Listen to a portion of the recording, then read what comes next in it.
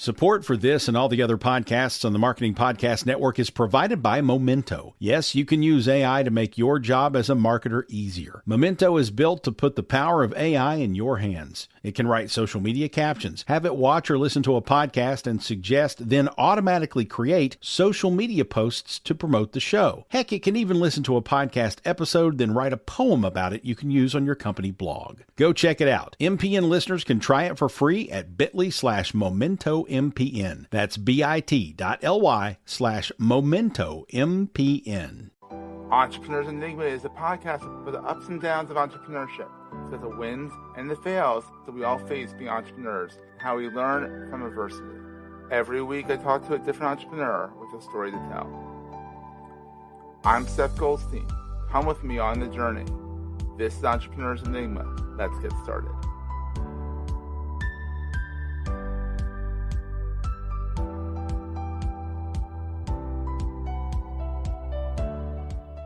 Hey everybody, welcome to another edition of the Entrepreneurs Enigma podcast. I'm, as always, your host, Seth. I have a great guest here today. I met her through the Founder Institute, and she's from DC-ish area. Her name's Heather Lawver. She's the founder and CEO of CEMO, which is an automated branding, marketing, and pitching startup of sorts, kind of conglomeration for early stage startups. During the pilot phase, CEMO proved their undying methodologies by helping underrepresented founders raise over $20 million. Holy crap. $20 million in funding in less than 2 years. And to top that off, she's had 30,000 sales since launching in a month. 30,000 sales. That's ridiculous. She's obviously on to something. So anyhow, she started her first community organization at age 7. Oh man, she's not an overachiever at all. Her first 501c3 nonprofit at 13. Show off. Successful international human rights campaign she founded at 16. So she's done a lot. She does a lot for BIPOC and LGBTQ plus A. Keep going with those acronyms there. And disabled entrepreneurs throughout the VC landscape. She lives outside Washington, D.C. with her nibblings, which is the gender-neutral term for nieces and nephews. I've learned that today. It's a cute name.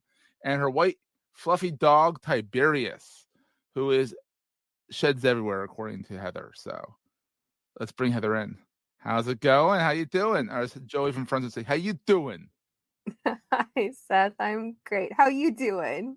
I'm a little caffeinated, if you couldn't tell. I'm a little caffeinated, but, it's good. So what is CEMO? Yeah, so CEMO is your friendly automated CMO. We've taken the concept of a chief marketing officer and turned it into an adorable little friendly robot who can help early stage founders, because being a founder is kind of a lonely process. So It is. we're to give you a friendly CMO to help you out. And the whole idea is we help you get from ideation to your first funding round as quickly as possible, giving you all the marketing materials you need to tell the world who you are, what you do, and why it matters. You've practiced that before. Yes. Many times. Yeah. Many times. And so CEMO, which now I know is CMO, with CEMO, kind of, and it's .ai. So is it AI? Is it a whole AI system? Is it kind of pseudo? Is it kind of like Canva? Like, go a little bit more into like what the heck it is. Sure. So right now it is our foundational algorithms, which we are adding AI and ML on top of. But what it does right now is we're in beta mode. We just launched a couple weeks ago, actually. 30,000 sales worth. Yes. It starts with a simple 5-step quiz. You tell us who you are, who your main competitors are. We have a partnership with Crunchbase, so you can look through their entire database of who your top competitors are and who your dream investors are. We're still polishing off the algorithm that will trawl their entire database and look for branding trends across your top competitors, who's received investment most recently in your industry, and the portfolios of your dream investors, to then infuse your own brand with all of that market research to help you look like you belong in your market. And then we also combine that with 3 keywords that you choose that tell us how you want to be perceived by your customers. So thoughts and feelings and relational keywords that help to define who you are as a company. We combine your strategy with market research to generate a logo, color scheme and a font suite, so you have a full brand kit. But then the true magic of CEMO is that we automatically apply that brand to proven pitch deck templates, marketing materials, everything you need to tell your story. That's incredible. Thank you. And I know you kind of touched on that before, but you kind of look at a little more detail with that, and that's really cool. And so clearly you've been an entrepreneur from a very early age, 7. Yeah. I think it's 7, which is like, wow. Thank you. And you're a nonprofit at 13. I mean, that's incredible, you know. And so what made you want to be an entrepreneur? I mean, did you even know you wanted to be an entrepreneur at 7, or did you just kind of say, I want to do this? It sounds like fun. I want to do this. Actually, at 7, I wanted to be a combination of Murphy Brown and the ladies from Designing Women. Oh, wow. Look at a deep cut. Yeah. Yeah, deep cut. Television definitely influenced my childhood. I wanted to be like Miss Sugarbaker on Designing Women, who could stand up and tell a story and put anyone in their place, and Murphy Brown using storytelling to change the world, just the whole, whole thing. And so anytime I saw something that was interesting, anything I saw that was some kind of injustice in the world, I wanted to stand up and be that Julia Sugarbaker who could make it all right. That's so awesome. At 7, I ended up starting an educational program for kids on the Army post that I lived in. Oh, wow. And that was the first thing I ever started. So it wasn't so much about entrepreneurship. It was more about doing things to help people.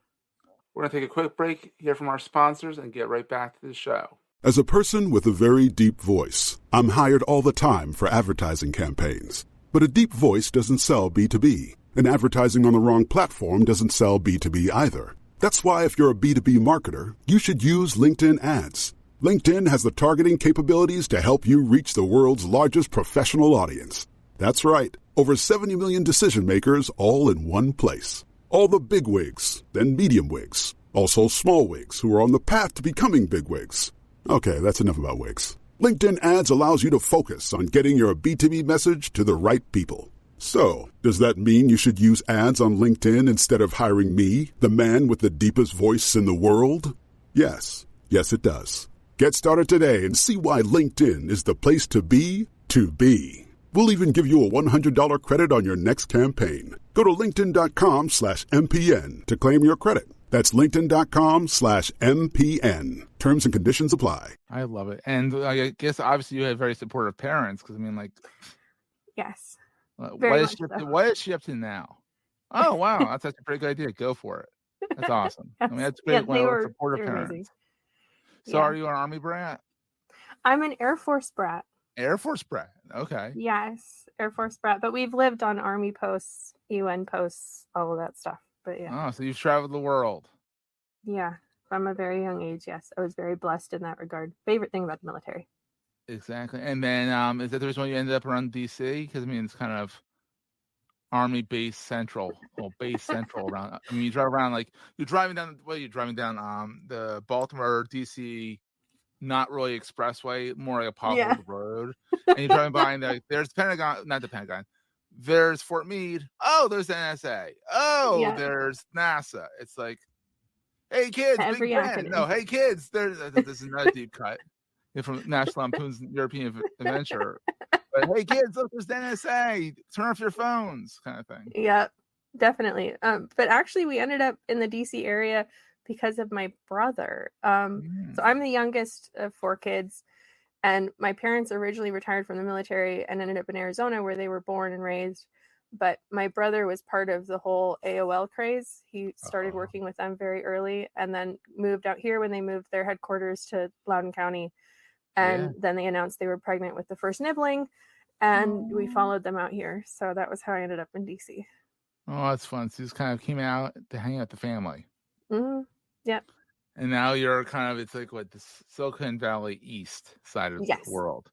I mean, we're giving Silicon Valley a run for their money. Between the whole megalopolis from Boston to DC is insane with the innovations that are going on here. And it's bigger than Silicon Valley. If you ask, I mean, literally, physically, I mean, it is. I mean, it's Boston, DC, and that's actually close to each other. So, but that's wild. So you went from the nonprofit helping people with that are in marginalized, I'm trying to come up with a word here, you know, diverse communities. Mm-hmm. So what was the impetus for CEMO? Like what made you want to say like, I need this or the world needs this? I like to say I tripped and fell into it. Oh, I love that. The best way to do it. Don't break an ankle doing it. Yeah, I actually did though. But yes. So the origins of CEMO started almost exactly 10 years ago. I was a fellow in the very first cohort of an incubator here in DC called the Halcyon Incubator, Mm-hmm. started by one of the wealthiest women in the world who wanted to support social entrepreneurship.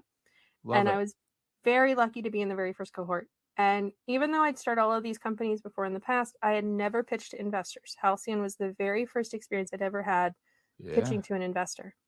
But my training in design, creative writing, childhood development, so how we learn and process information, and public speaking, and a little bit of television production, all came together perfectly to address and tell the stories of early stage startups. And so they were so pleased with the progress of me developing my own pitch that they asked me to come back almost every cohort after that for years, helping different founders with their brands and pitch decks. So That's I so cool. volunteered my time. I didn't get paid. I was just doing it for fun. And every single year they told me, you should turn this into a company. And I kept going, no, I'm not qualified for that. Who'd hire me for that? No way. And so I just kept volunteering. I kept getting more people asking for help. After about 6-7 years, this was in the middle of lockdown. Oh, the The best of times. co-founder, best of times, right? I was bored, didn't have anything else to do. And their co-founder again said, you should turn this into a company because do you realize the founder you just helped just won South by Southwest with your deck. Another one just Wow. won CES. So You're onto something. Yeah, I was onto something. And they said, you need to turn this into a company. And by the way, we'll hire you. And I thought, if I've got a client ready to go, okay, why Oh, not? why not? Yeah, where did I sign? Yeah. Yeah. So I started working with Halcyon. I was the very first person they had ever paid to provide services to their founders in almost a decade. Oh, wow. I started developing a curriculum for their Opportunity Intensive program, which serves founders from the most impoverished regions of DC. Yeah. And but So you I don't helped. realize DC is literally what, 4 miles square, Mhm. but the majority of it is not what you see on TV. No, they've got incredible levels of poverty, but also incredible levels of creativity and people who really want to. They've seen the worst of the worst and they know how to solve it and they want to make It's that incredible. happen. It's a But 4 mile square town. I mean, like you look at a city like Philadelphia or New York, you're like, all right, there's crime. I get it. Like it's a small town. I mean, DC is literally small town America, though it's not. It's not even one bit. It doesn't even look like small town America. I mean, come on now, monuments. It's very Romanesque. But yeah, I mean, it's a 4 mile square. It's 4 miles, right? Around, about something that. like that. It's tiny. I think it's the biggest, most important small town in the world. I know, small town America, DC. Yeah, exactly. So I developed a curriculum for them. I started working with the founders, and within about 6-7 months or so, I'd already helped them raise over $8 million. Oh, that's all. That's all right. And I started to realize, okay, Halcyon saw something a long time before I did. Yeah. Maybe I need to figure out what it is exactly that I'm doing that's overcoming these biases. Because I'm talking about founders who traditionally get less than 5% of all venture capital invested in the world. Less than 5%. But now they're killing it. Yeah, now they're like doing. So what was I doing that was overcoming these biases? So I started to think about it, analyze it, and think through in my brain, okay, what decisions am I making when I brand and pitch a company? What is the overall thought process, and how do I turn that into an algorithm? So I started Why working not on at this point? Every algorithms are everywhere. Let's make this an algorithm. Like, how is it going to multiply yourself? Exactly. Exactly, because I started to think. I quickly realized I was hitting capacity. There were always more founders who needed help, but there was only so much of me, and I hated having to turn anyone away. So how do I replicate myself? And I had that first thought in January of last year. Wow. And I thought about it from January until I figured it out finally in July. Okay, that's not bad. That's not bad. That's pretty quick. That's pretty quick. So then I started thinking, okay, how do I fund this? How do I get it built? And I was like, oh, I'm gonna bootstrap it. I'm an old school bootstrapper. I'll take my time, right? I'll fund it with revenue. It'll be fine. But then by the winter, I got into Techstars unexpectedly. I applied and thought, no one gets Unexpectedly. in on their first Heather, I time. don't think anything with you is unexpected. You might not see it coming, but I think everyone is expecting you to be there. So that's I guess. you're I don't know. You're being modest. But I appreciate it. Yeah. I still think I trip and fall into everything. You might, but I think people see you tripping. Yeah. I think people see like, oh, here comes Heather. Let's catch her before she falls on her face. Got it. Perfect. I like that. Yes. Seriously, it's like, oh, I unexpectedly got into Techstars. I'm like, have you looked at your background? Like, for real. So I got into Techstars Atlanta, which was wonderful, and that gave me the seed money necessary to then build the platform. So we've been building it. I also, that same time frame last year, I was a partner at DC Startup Week, and I happened to meet an absolutely phenomenal developer who typically builds enterprise level software. His client just before me was literally a Fortune 100 company building their own internal software and their AI integration. And so when we first met, he flat out said, I'm too expensive for you, but I love what you're doing. I'll be an advisor. So he helped me review. That's how it happens, because then you rope them in slowly. You're like, I need help with this. Hey, Bob. I'm going to call him Bob. Hey, Bob. I need a little help with this. Before you know it, he's sucked in. That's how I am with one of the Founders Institute guys that I helped out. I started out as an advisor. Within a week, I was the marketing lead because he needed help with stuff. Like, oh yeah, that's exactly what happened with me and Jake. So yes, his name is Jake. Not so Bob. Now, yeah, not Bob. Now he quickly became my CTO, and now he's just agreed to become my co-founder. So that's very exciting. So not doing it alone anymore. Oh, that's fun. Yeah. But yeah, so we built the software over the past 9 months or so, and it just launched a couple weeks ago. And 30,000. Yeah. You just happen to trip and fall into them too. That was a lot of work. I will say. Yeah, all right. You own that one. Own that one. You should own that one. That's a good one. So what's the best thing about being an entrepreneur? I mean, because you've first done it your whole entire life. The best thing about being an entrepreneur is a lot of people will say it's the freedom. I don't think it is freedom because it's a lot of work. It's a lot of work. No freedom in entrepreneurship. No, I don't know why anybody gets into entrepreneurship thinking, oh, it'll be great. I'll be free. I'll be my own boss. That's bullcrap. No. Being your own boss is not fun. It does have its moments, but no, it's a lot of pressure.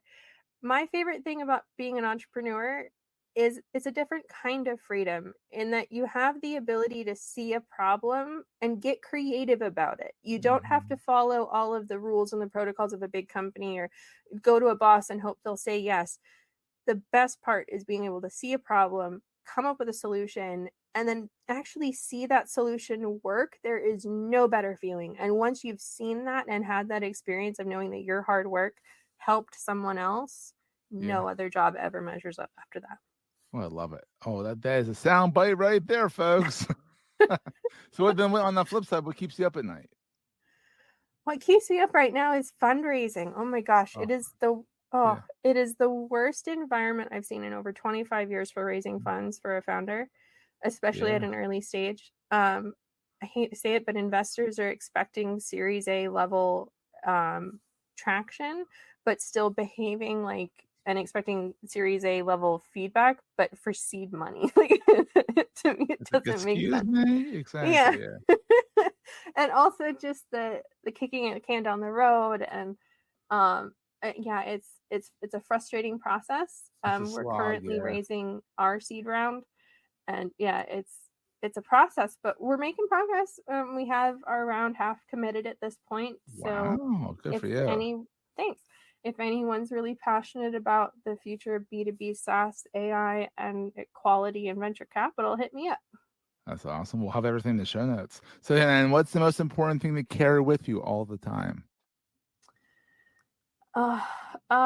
Most important thing to a notebook.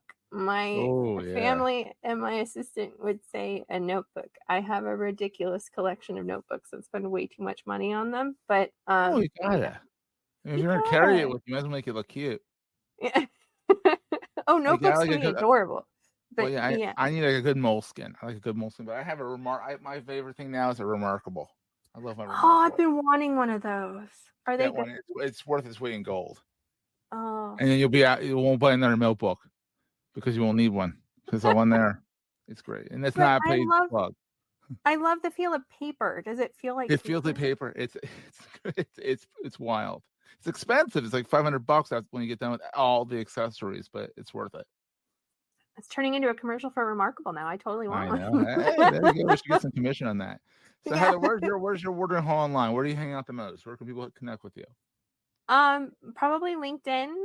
Mhm. Would be the best spot. I used to be a total Twitter hound, but I've left Twitter at this point. Yeah. Ugh, it's disgusting over there. But Cesspool. yeah, definitely find me on LinkedIn. Yes, and it's LAWVER, like lawyer, Yeah. but the Y is a V. It's a lawyer with the tail cut off. Oh, I like that. That's very clever. Ouch. And CEMO, CEEMO. M-O, yes. CEEMO. Correct. .ai. .ai. Yeah. It's like the AMCO. Hey, WMCO. WMCO. I had too much coffee today. Go figure. But yeah, this has been so much fun, and I'm gonna go check out your site and play around with stuff. It's totally cool. Thank you so much. This was so much fun. Awesome. And guess what? We'll see everyone next time. That was a great show. If you're enjoying Entrepreneurs Enigma, please review us in the podcast directory of your choice. Every review helps other podcast listeners find our show. If you're looking for other podcasts in the marketing space, look no further than the Marketing Podcast Network at marketingpodcasts.net.